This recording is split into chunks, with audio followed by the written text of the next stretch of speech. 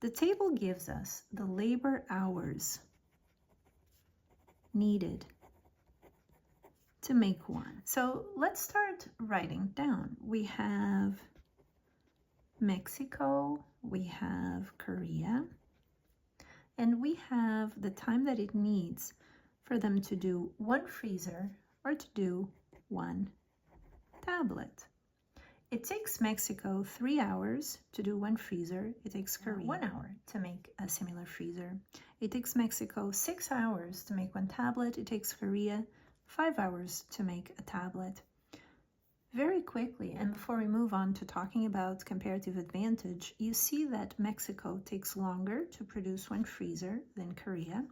It takes Mexico longer to produce one tablet than it takes Korea. Notice I compare the goods across the countries, I always compare apples with apples or freezers with freezers and tablets with tablets. Okay, I don't compare apples and oranges. One thing we see then is that Korea takes less time to do each one of the goods, so Korea has an absolute advantage in the production of both. Let me just write that down. So Korea has an absolute advantage in the production of both. Okay, so we've already established Korea is absolutely better because it takes fewer inputs, in this case time, to produce either one of the goods. But now let's see how much more productive it is at each one of the goods. Notice, Mexico takes 3 times longer than Korea to do one freezer, so let me write that down. So 3 times longer. Mexico also takes 1.2 times longer to produce one tablet, and 1.2 is just 6 divided by 5. So Mexico is absolutely worse at producing both of the goods, but it is less bad in relative terms is actually in tablets. Why is that? Because notice, in relative terms, it takes 3 times longer to produce one freezer, and it takes only 1.2 times longer to do one tablet. So Mexico is going to have a comparative advantage in tablets, and so Mexico should export tablets.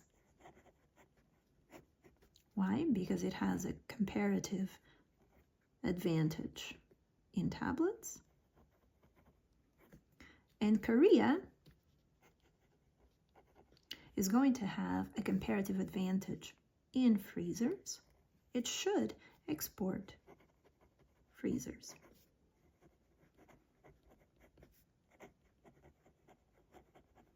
Why? Because it has a comparative advantage in freezers. Now, it may be a little bit easier, or maybe you're just more used to seeing these tables in a different way. So imagine, let's just assume that I give these countries 30 hours.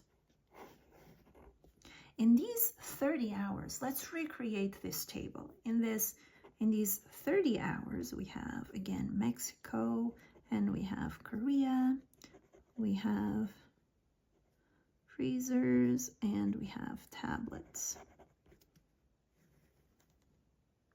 In these 30 hours, Mexico would be able to do 10 freezers, Korea would be able to do 30 freezers, Mexico would be able to do 5 tablets, and Korea would be able to do 6 tablets.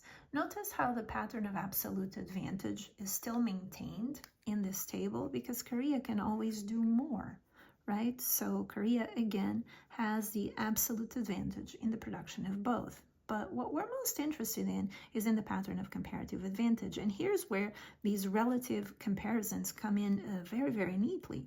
Notice that Korea can produce 3 times more freezers than Mexico, and it can produce 1.2 times more tablets. So Korea is better at both, but it is much, much, much, much, much, much better much more awesomer, if you'll allow me the bad English, in producing freezers. So it's going to have a comparative advantage in freezers, and Mexico is going to have a comparative advantage in tablets.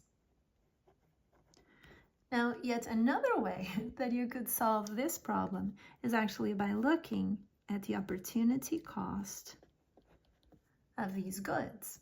And I suggest you do that. It's useful practice.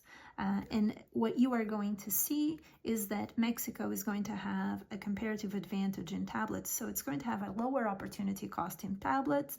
And Korea, if you so choose to also calculate it this way, is going to have a lower opportunity cost in freezers. So try it. Bye-bye.